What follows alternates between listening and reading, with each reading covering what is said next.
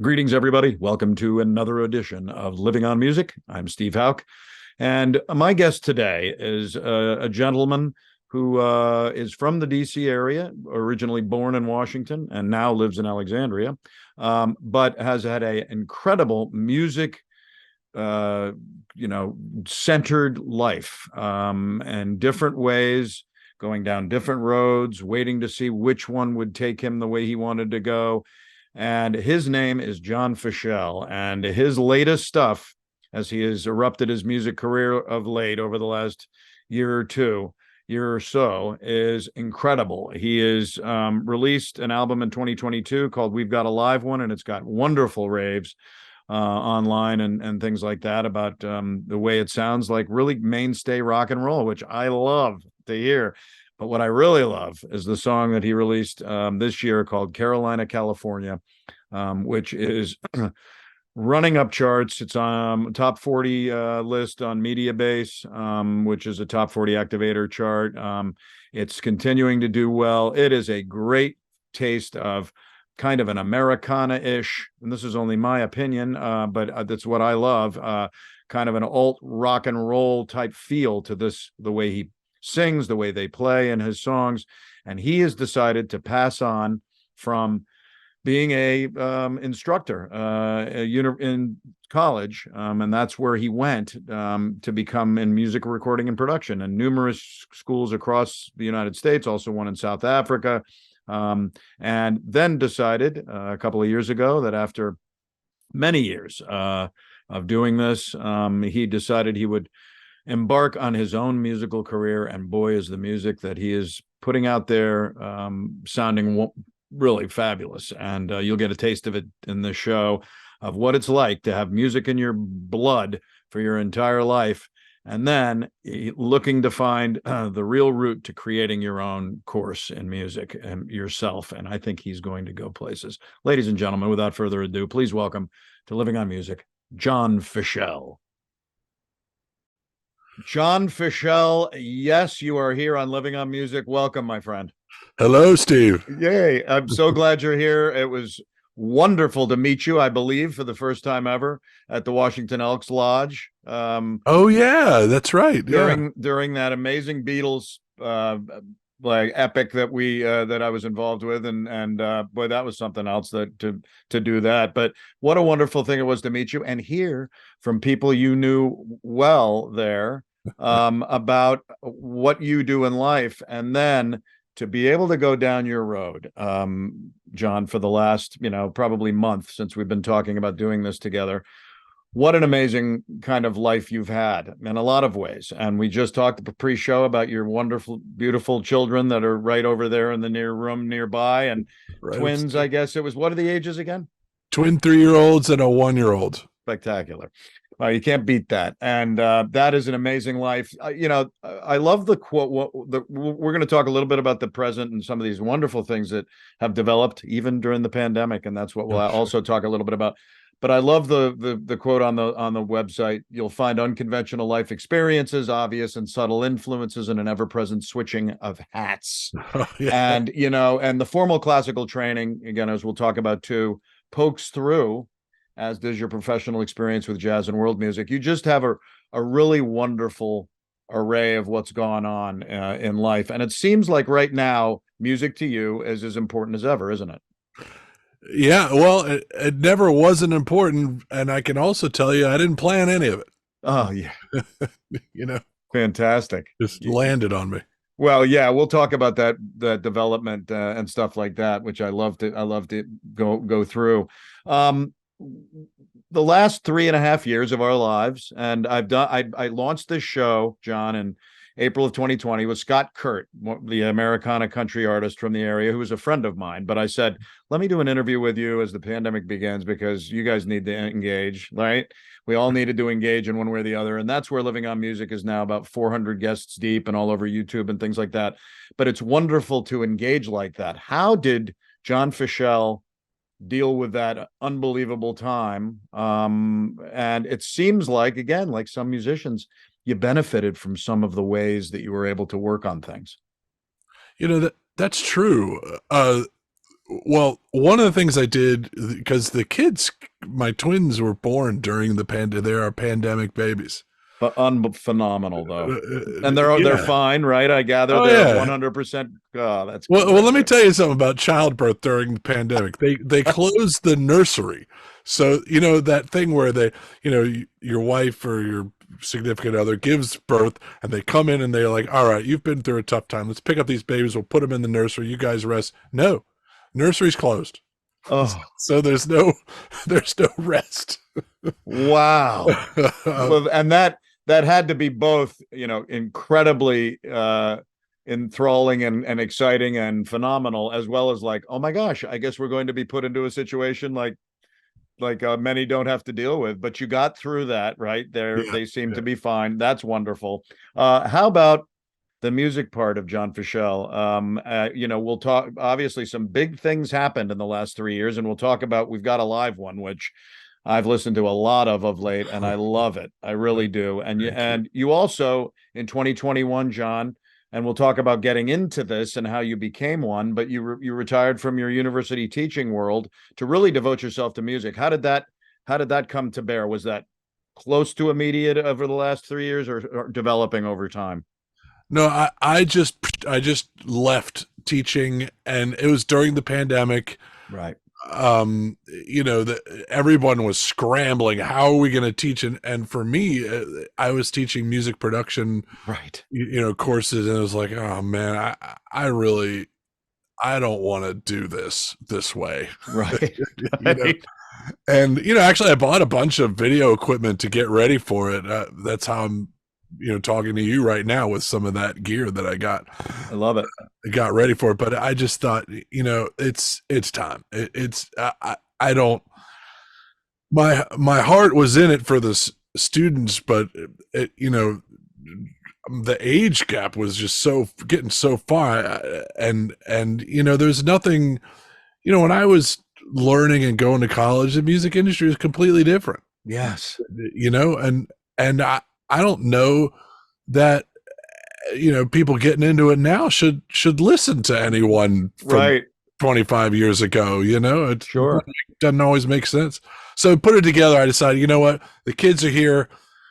I want to leave them with something they could be super proud of, and my wife was supportive, and just like, she would say, John, you got a lot to say, you got a lot in the tank there, so it's time for you now.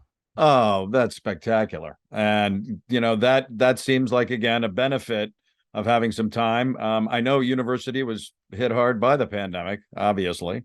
Yeah. And so it must have been an impetus for that in some ways, but also your life. And we'll talk about how you began and things in a minute, but you were building this musical world. And again, we've got a live one in 2022. How did you pick doing that kind of record, a live album recorded at, of course, Wrecking Room Studio? Is that where it was recorded? Yeah, right outside, a little bit north of Boulder. Oh. My drummer, who's been with me, 20 years now, that's his studio, it's his place. Right. And he's been doing live streaming, and that really turned up for him during the pandemic. Oh. And he challenged me a bit, because we had recorded a number of songs, and he's like, John, man, what are you doing? You're sitting on these songs. Get out here and let's do a live stream. Oh. So that's what that was. I went out there in his place. We knocked down the set. I mean, it was all first takes of everything. That's great. And at the end of it, I thought, wow, that actually went really well. Let me listen to it. And I did. And I thought, well, geez, that's the record. And most of those songs I had not released before. Right. and the live record, it's back. I do everything backwards, and that was what it was. I know. And that I love the Minted Music site talks about it, saying a thrilling testament to the enduring power of mainstream rock. Yeah. It never seems to die, Steve. Like, rock never, and they always say it's going to die. And then something happens. Yeah, you can't beat that. Packed with energy and delivered through an electrifying live performance. Look, and I love it. It showcases Fishell's prowess as a songwriter, performer, and producer. So that is a wonderful thing to have happened. Is there both? Were there original songs and covers on the record? It's mostly original songs on there. I think we covered a 10cc song. Yes, you did. And we did a rethinking of an AC/DC song. Yes, Things We Do for Love. Yes. Right. Yes. And I'm telling you, I love that song. I'm a hard rocker at heart for the most part myself. Love some of the things like that, though, the 10cc did. And that's a wonderful thing.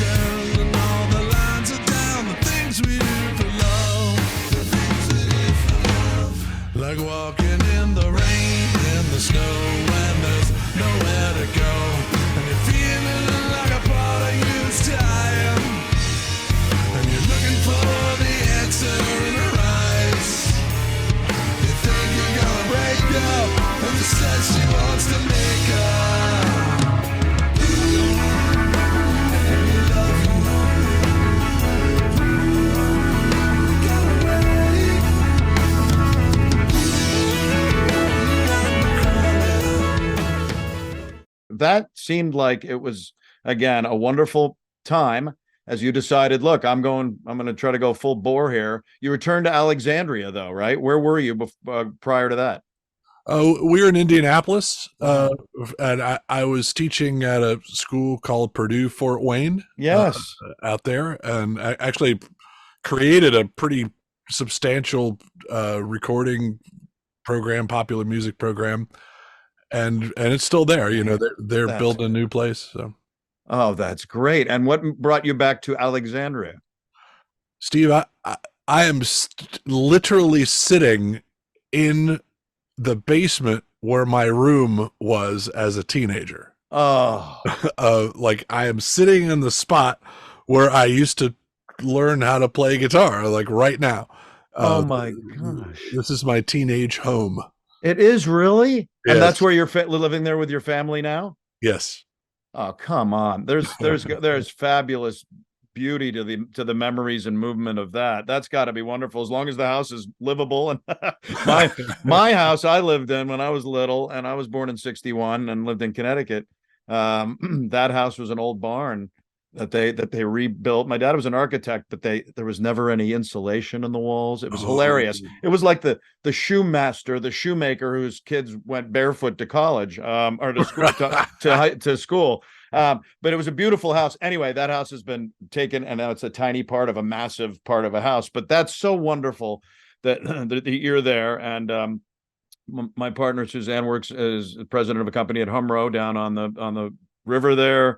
And I've worked. Alexandria is very special. Of course, Zebra Press is a big part of the beginning of this show, and Zebra Press is part of Alexandria. Carolina, California. Okay, now this seems to be another just wonderful moment for you in your musical life right now. Talk about where I watched the video of the beach and the running lady in the bikini. Who is that lady, by the way? I don't know. That video, I gotta tell you, it's hysterical. I made that video for $0.00, Steve. Well, hey, I'm a TV guy for 40 years, produced for many years, and won Emmys, and I love video. And you did a beautiful job, though. There was a lot of your face, and I love that. You're like this, and I went down to the volleyball court out by the river out here where there's sand, and I kind of tried to get the camera so you didn't see the grass and the people walking by, so it looked like I was in the beach. And then no. That young lady is a what you call a stock video. Perfect. She does a beautiful job. Innocent and lovely on the beach. That's the way I got it. But no, it was again, the video was one thing. The song, my friend, as a 62-year-old, 50+ year rock and roll fan, I love it. And your congratulations on just showing what you're doing with your songwriting and your performing and the wonderful voice. I was thinking of some people and that I love who sing in that way. Tell me about Carolina, California. Where did it come from? Oh man, it's an old song of mine, great. and I wrote it when I first moved to Nashville many years ago, and there were these bands running around, these rock bands running around who I just adored, and those bands were the Shazam. They were who else was out there?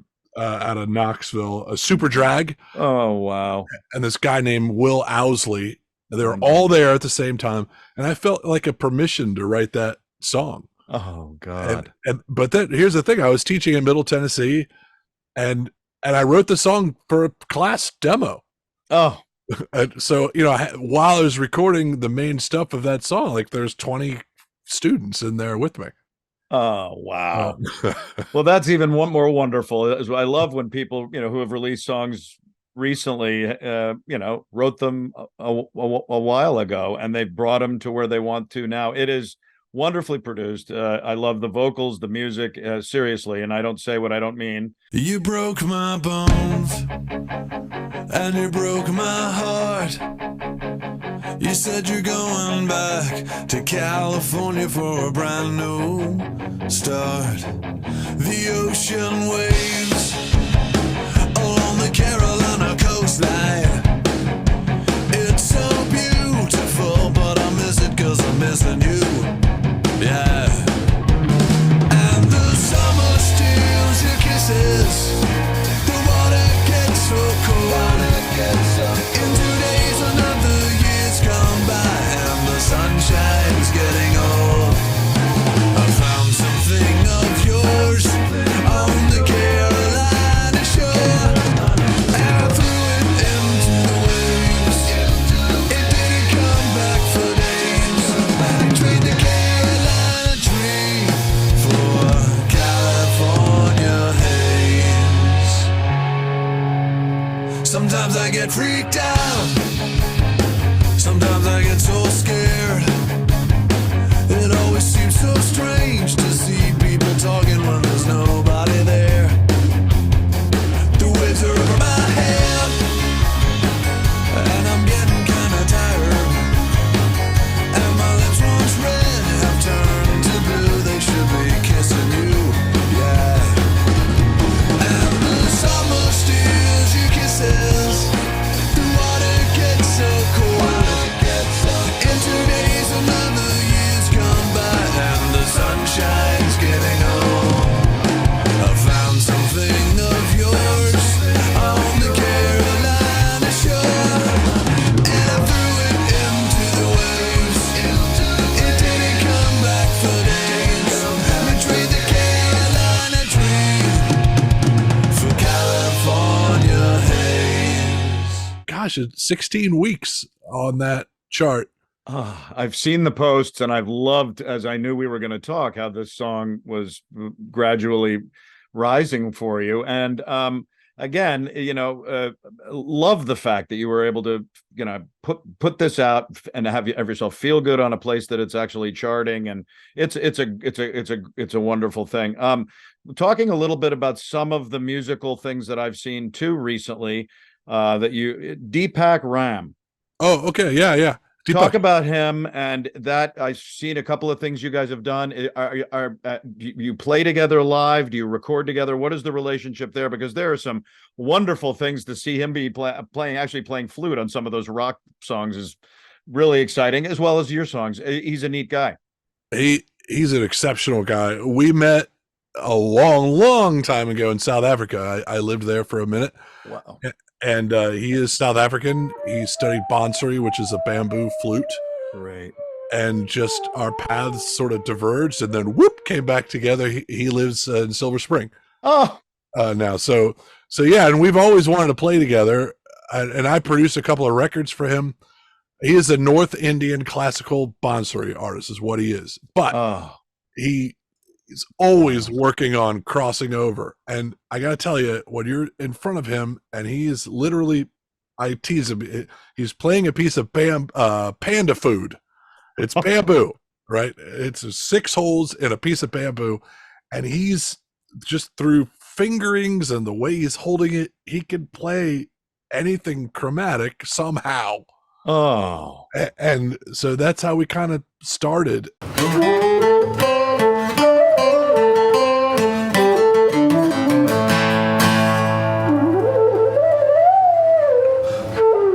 Believe it or not, we just recorded about 6 weeks ago over at 38 North with Jim Ebert. Oh, my dear friend from Cat Chicken Rock. I love that. Yeah, and that, I mean, everybody's waiting on me to finish mixing that thing, and it's going to be astounding in terms of what Deepak and Jim was able to do with us. So I can't wait. Oh, spectacular. Yes, Jim Ebert. I actually MC the Cat Chicken Rock events that happen each year now. And it's been an incredible run. He's been on the show about 6 times with me, and we've had his amazing people who have gotten either through cancer or when they've done his recording of his video, or they've done his recording and passed away. I mean, amazing. And him and Gina Hall and Rich Forson, amazing people. So Cat Chicken Rock gets a little push there, but also that aside, what a wonderful producer and guy to have in a studio for you to do that. Do you and Deepak play live? We do, not often because of our schedules, and it takes us a while to get the songs together and write, because it's got to be right for his flute, it's got to be right for my voice, and then and on and on. But yeah, and that's why we made this record, or I should call it an EP. We made this EP so that we could venture forth now and get after some of Deepak's audience, some of my audience, and we're really also, I should mention a fella named Jamie Haddad was the percussionist on that recording. Oh, great. Jamie was with Paul Simon for 25 years as the percussionist. He's outstanding. I'm telling you this, I hate to talk it up something that's not available yet, but I'm really excited about it. That's what teasing is doing and promoting. That's what we can do here. We're going to talk a little bit about what's coming up for you, which is some wonderful gigs coming up, including next year in the UK, right? Yes, sir. That's fabulous. But let's take a little bit of a dive back into John Fishell's world. Sure. And you were born in DC, so born right about here, in Sibley Hospital. That's right. In the late 60s, right? In a year, 8 years after I was born, and then in a year the New York Mets won the World Series. So see, I still have to care about 69, and of course the landed on the moon and Woodstock. So things like 69. So, and your birth. See, you've joined an amazing list of things that happened in that year. You also when you were born, were your parents divorced then, or were they going to be? They were somewhere in that zone. I really don't remember them being together. So I honestly, I don't ask. Right. And it's not, again, at that age too. Yeah. You're developing in life, and then you're going with whatever you're dealing with. So only reason I ask is, again, wondering if it was a tough thing for you as a youngster. I've personally been divorced, and my parents were married for 46 years. So we've all gone up and down different roads, but when you grew up as a young boy, you lived in Gaithersburg. There was Mount Airy with your dad, right? Too. Yeah. Your And mom and right. my mom, yeah, my mom was in DC still, so Yes. I went back and forth. Yeah. Right. DuPont Circle. I love that. Adams Morgan. God, talk about going and seeing music and things like that. And Alexandria as well. Yep. And it was Linganore High School. Is that where it was in Frederick County, Maryland, where you ended up going to high school? Yeah, Lancers. Yeah. The Lancers. So between the birth and the high school, there's music growing within you. Where did music begin in John Fishell? Was it through dad, mom, friends, other things? Yeah, both my mom and dad, I guess you would call them serious hobbyists. My dad played cello. My mom had taken piano lessons. So I mean, I grew up with them playing stuff. My dad also had a guitar over in the corner that I was only allowed to look at and not touch. Don't touch. And I mean, I could go on about it. There's a story on this guitar is really interesting. Please tell it. So it sat in the corner. My dad had nylon strings on it. Every now and again, he would pick it up and show me a thing, or he'd play Day Tripper or something. And I thought that was fantastic. Yeah, that's great. And I would mess with it, but it was not too long. My dad died. He told me this story about the guitar, that he had some junk guitar and a frat guy stepped on it over at Penn State. So that guy was a little bit wealthy, so bought him this guitar. Oh. And I thought, it doesn't look like a wealthy guitar. This is nothing. When he died, I got the guitar. The first thing I got. I brought it to Gruhn's in Nashville. Gruhn's guitar. Right. George Gruhn. Right. He offered me $5,000 for that guitar right there. It is a 1952 J45 in immaculate shape. Oh my God. And George was like, "Why do you have nylon strings on you?" I'm like, I don't know. It's what my dad put on there. He's like, "No." And I have that guitar right there. It's right over there. Oh my gosh. That's spectacular. And that became part of, now also you started with piano lessons. I did. Which is a very common standard thing for not only people who become musicians, but people in general they just do piano lessons. What'd you feel when you were doing that? Well, again, it was another weird thing. Like, my dad refused to let me have guitar lessons because that guitar was for fun and piano was for serious. Oh my God. So yeah, he hooked me up with a guy. His name's Dick Brewer. I don't know if you've ever heard of him, Richard Brewer. Don't know. Don't think so. Fantastic pianist. But yeah, so that as a kid, I studied with this guy out in Gaithersburg, Victor Litz out in Gaithersburg, and then I quit like an idiot. Picked it back up right before going to college. Missed out on those wonderful years where you get good, right? And then I found Dick Brewer again, and went back to him. Oh my God! Did you play in high school? Were there bands in high school for you and things like that? Yeah, I just had one band that I stuck with in high school. We were terrible. And what was the name? Oh, Ground Zero, of course, is the 80s. Ground Zero. Jesus. Yeah. And it's funny now. I look back at, there's a gentleman who plays has been the sub guy in Kicks for a couple of years now.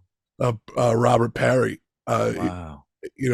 And I keep looking, like, Kicks just did their last show up at Merriweather, and there's Bob. I was in high school with him, and he was like the good guitar player. Wow. Oh, that's fun. You JMU. So the drummer in my 18-year cover band that I'm the lead singer for and have been for 18 years was a JMU drummer. What's his name? Sam Elson. I know that guy. I know you do. Because I think it was Trish, right? Yeah. Who knew you, and that's how I met you at the Beatles event that I sang at, and that was amazing to meet you there. And then I asked Sam at one of my rehearsals. He's like, "Oh my God, John and Trish." That's wonderful. And Sam's still going strong in the Sam way and in the gig, and it's been an amazing run. And we're playing in Fairfax at this Revolution Billiards place on the 15th. So the gigs are still going. But JMU you went to, it was a Bachelor of Music and Music Industry, right? Right. With a piano concentration. Now, music industry, that began to kind of, again, with the teaching part, which we'll get to in a second, you were able to kind of mold and a master of music theory and composition. So pretty great run at JMU, huh? Yeah. Again, I didn't know what I was going to do. Right. It sounds like you were like, okay, I'm doing this and I'm doing this, but all pretty strong runs. Yeah. And the thing while I was at JMU, they had this recording studio there, and very few people went in there. And I would always press my head against the glass going, Right. hey, I think I want to go in there. And that was really the kind of the start of my studio stuff, was just simply knocking on the glass, and then some teacher coming along, oh, do you need to go in there? Like, yeah, I think I do. And, right. Well, was it that's go on in. Was it earlier than that where you talked about the 4-track cassette-based machine that started you in production? Yeah, my guitar player in that Ground Zero band, he bought a 4-track, and I just took it, and I never gave it back to him. Yeah, and that, it was cassette, and it was awful, but you at least you figure a bunch of stuff out, what not to do, Right. It started you going on that, and then you had the operation of the small club size live sound reinforcement service. So you were learning stuff in a whole bunch of platforms, man. I mean, and you were the end of your JMU run, you were adjacent to, the Virginia college rock scene, which Pat McGee, who I've interviewed before on the show, and Dave Matthews, one of my favorite guys, Egypt, full stop. That had to be neat. What was that doing to John Fishell at that point in your life? Because you hadn't hit the teaching faculty part of life yet, right? It was more engineering, playing. Were you still playing as in and out of college? Yeah, looking back, well, I mean, one thing it did was make me really jealous of all those bands and their success. And the part I didn't get was they went full throttle into it, and I never went full throttle into anything. I was so dispersed. Right. And honestly, it wasn't until pretty recently that I learned that lesson. Isn't that interesting, man? Because your talent is evident and clear, but and although you were dispersed, you were dispersed on a bunch of what seemed to be viable platforms, and one became, lifelong for you. But we'll get to there in a second. You had, while you were in college, David Liebman. Yeah. He recruited you to record a big band album, and that must have been a big moment and a move. Yeah, I wouldn't say he recruited me. I would say I was the only one there who could do it. He was forced to use me, but then it worked out, and he's been a dear mentor and friend of mine since that day. Oh, that's great. I think in the notes it said recruited, and I'm like, oh, he was in a choice situation, and no, actually you were the one. I was like, I remember I'm the guy looking in the window. Once they let me in, I figured out how to deal with everything. I was the only one who could. Right. Oh, and that led to you engineering other albums, right? With future NEA Jazz Masters, I guess it was called, and an amazing run. And was there one Dave Liebman album that was nominated for a Grammy? Yeah, we did another one called Beyond the Line. Studio up in New York, and it was really hard. Really? Yeah, really hard thing to make. It's all those guys, and they're all incredible, and the charts were so hard, and like every last bit of that thing was just just tough. And that one arrangement for Sing Sing Sing got the nomination. Yeah. Wow. Well, congratulations on that, as you're growing yourself in that part of your life. 1993 until, as we just talked about a few minutes ago, a couple of years ago, you began to be somebody who I'm sure made a difference on people's lives in these colleges. And you became part of university teaching faculty at a numerous, right, slew of places. How did that be the John Fishell choice? Because we were just talking about it with your current talent, which again now is going to probably grow places too, I think. And in a music part of your life, how did you decide that this was where you wanted to go? I didn't. I didn't make that decision at all.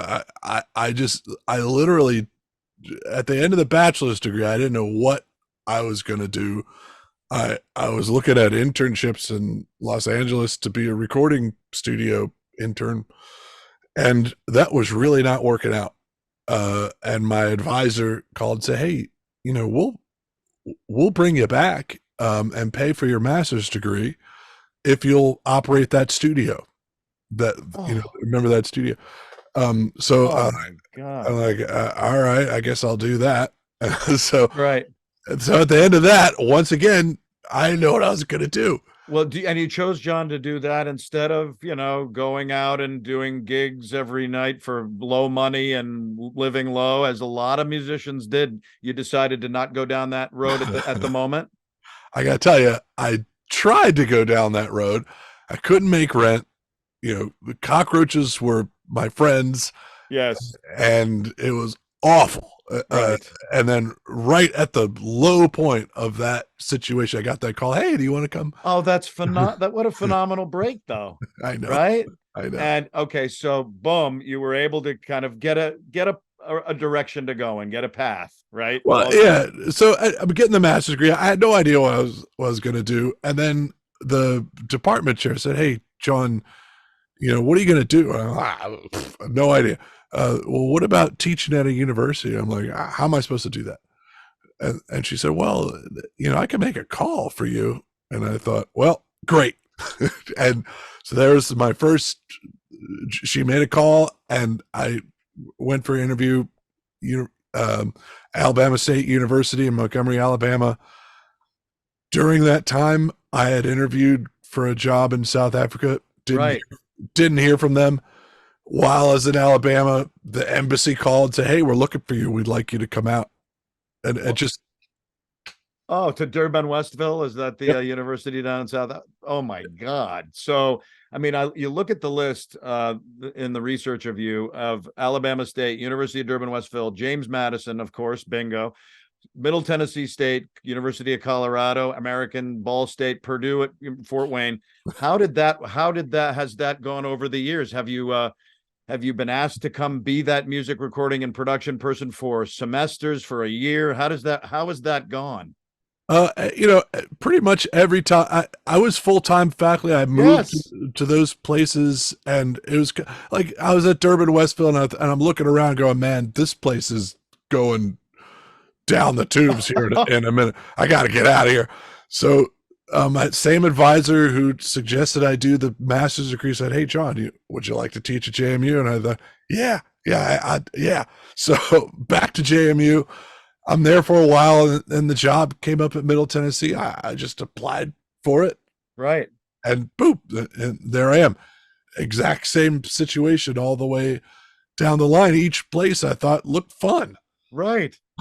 Sure. That's not uncommon for people in their job lives. I've been in TV in 40 years and probably had 15 or 20 jobs going across the entire scope of my career. People do that, but it seems like you did find, was it enriching? Was it fulfilling? Did it work where you wanted it to work? Because again, it started unexpectedly. I don't think, honestly, it's unlikely for me. I know I was not. I've been around what a great professor is. I've been around it a long time now. Yeah. It's not me. It never was. Right. I backed into it, and however, I will say, I could get it done. Yeah. And the other thing was, I always had in my mind, okay, I'm going to do this, and then I'm also going to do music, and I'm also going to do production projects. Yeah. And I thought I would do all those things at the same time. Right. And, you find that university teaching takes up all your time. I'm And sure. Being a musician, if you're going to be a good one, well, that takes up all your time. Sure. Absolutely. Being an engineer producer, it's the same thing. Right. That's what I was saying. You gotta, at some point, you gotta decide, okay, I'm gonna do that Yes. now, and really go all in before you can expect to have sort of self success. Oh, totally. Yeah, You know. absolutely. Throughout that time, as you were doing the working in these music recording programs, premier ones, by the way, even though you talk about you're not Professor Fishell, it was wonderful to have you in those situations. I'm sure you were still writing, recording, and performing. I was, and just not. I needed more. That was the thing. I would get. I'm not angry and mad. I would always be felt left out. Like, wait a minute, how come the band, everything? How come they're doing so well? Right. And well, look what they did. They said, that's it. We're doing this now. Yes. And why was Egypt doing so well? Why was Earth to Andy doing so well? Like, why are these guys? I love them, but what? Why? And that's why. Right. Yeah, exactly. And you've built your musical, kind of repertoire on yourself, though, and that can't be denied as something that seems pretty amazing. Between the recording element that you have of yourself, the ability to play really well, the voice. Come on, there's a vocal nature to your vocal nature is a wonderful, wonderful part of this. It seems like it was almost worth the ride, and maybe not knowing, and what am I going to do? And I want to do this, and kind of bouncing a little bit through the music in college and the instruction to come to where you are now. Does it feel enriching to be at this moment where you are? I mean, I've never felt unhappy with what I was doing. That's so great. And it was always good stuff coming my way, whether it be students Yes. or just experiences I was having. That has been great. So does it feel fulfilling? Yeah, it does. It never hasn't. Right. But to receive a little bit of not so much recognition, just like a blessing. To receive a blessing is nice. It is nice, and it's encouraging.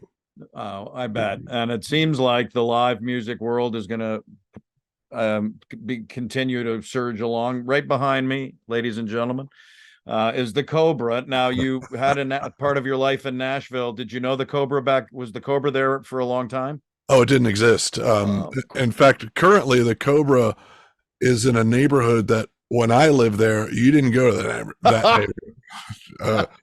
And so many things are gentrified in Nashville now, and that East Nashville is one of those places. Oh, that's classic, though, that you're actually, though, on December 20th, you'll be playing there. This may air after that, but it's wonderful that you're doing that. March 2024, though, playing in UK. How did that come to be? Okay, so yes, that is true. I'm really anxious about that whole time. So I started doing what I could to self-promote the We've Got a Live One album. Again, Great. No idea. I do know how to do so many things. Once we get to the part where the album is made, I don't know what to do. And I don't think anybody does anymore. Right. Right. So I was trying anything to promote that record, trying to go after Spotify, playlist curators and so on. And it just so happened that as I was seeing this data on very few Spotify plays, but it seems like every other one streaming something of mine was in the UK. Right. Wow. So I thought, okay, well, let me see if I can't put something together to come out there. I went out there this past September just to dip my toe in. I did some solo acoustic performances, and it was great. It felt good. The people I met were fantastic. And I thought, okay, let's do this for real.